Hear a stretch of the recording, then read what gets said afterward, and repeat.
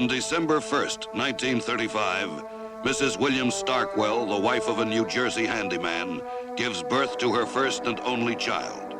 It is a boy, and they name it Virgil. He is an exceptionally cute baby with a sweet disposition.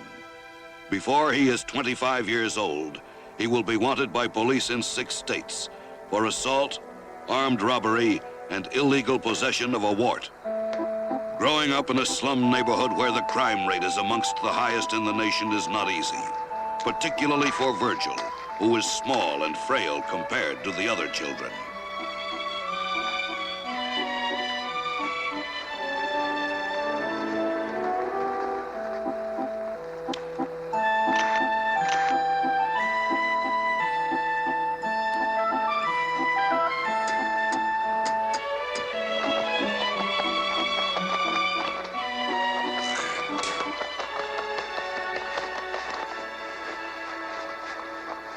Virgil Starkwell attends this school, where he scores well on an IQ test, although his behavior disturbs the teachers.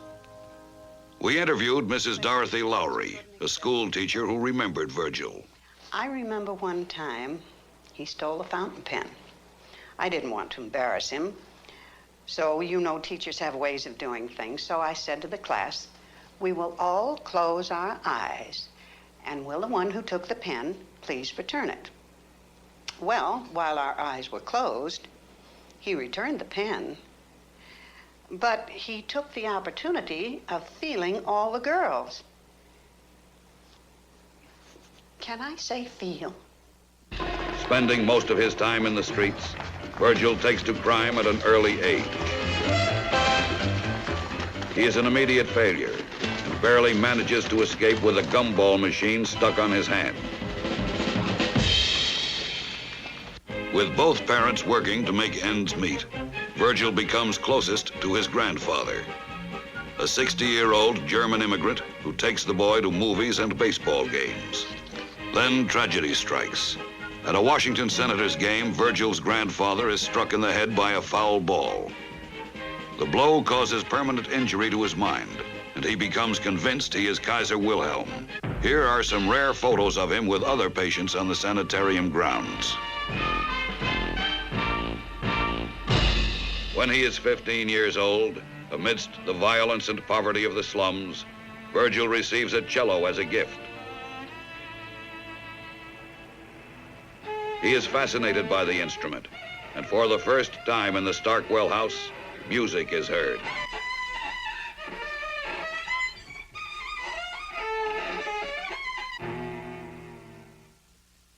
We spoke to Mr. Torgman, his first and only cello teacher. There is not very much to tell because his cello playing was just terrible. He had no idea about tone production. He would just saw it back and forth, just scratch the instrument to such a point that it drive everyone that listened to it absolutely insane. He had no conception of the instrument. He was blowing into it.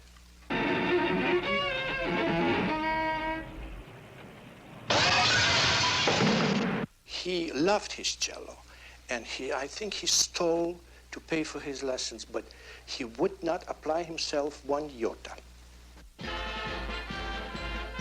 Virgil steals to pay for cello lessons, and although he does not achieve greatness on the instrument, he is soon good enough to play in a local band.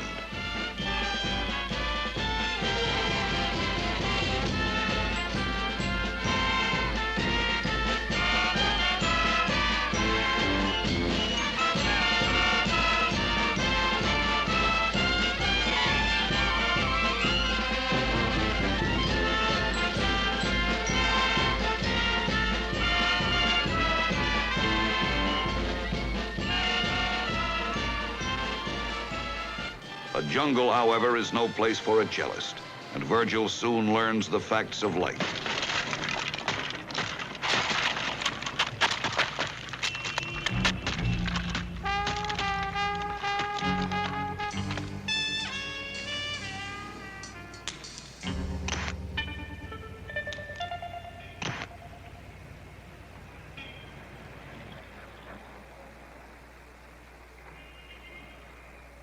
At 18, Virgil is lonely and confused. Unable to concentrate in school, he has long since dropped out. He wants nothing more than to belong, if only to a street gang. It is here, he thinks, he will prove his manhood.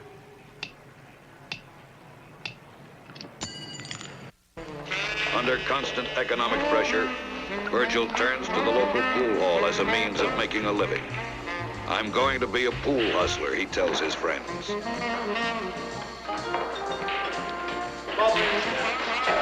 Welcome back.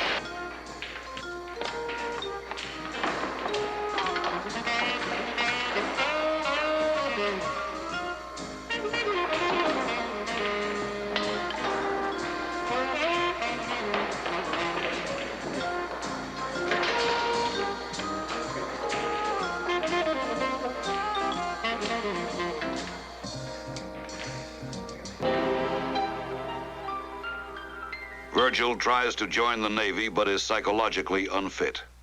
That looks to me like two elephants making love to a men's glee club. Mr. T.S. Foster, Virgil's first probation officer, remembers him vividly. He was a trustworthy kind of person. I mean, you had to remember certain idiosyncrasies that he had. Like what? Well, like not always telling the truth. He didn't always tell the truth. Sometimes he exaggerated the truth. Sometimes he just plain lies. He does have a criminal record, yes, but that doesn't mean that the boy was all bad. Unable to fit in with any aspect of his environment, Virgil strikes out on his own.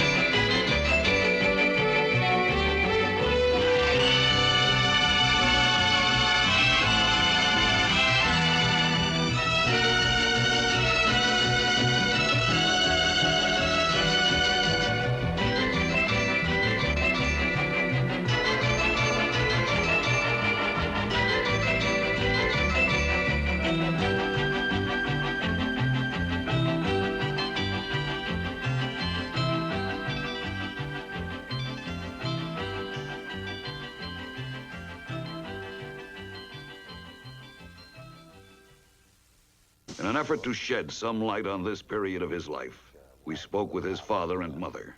They are ashamed of their son's criminal record and so wear disguises. He was a good boy. He was a wonderful Oh, come boy. on. If he was a good boy, why are we wearing these?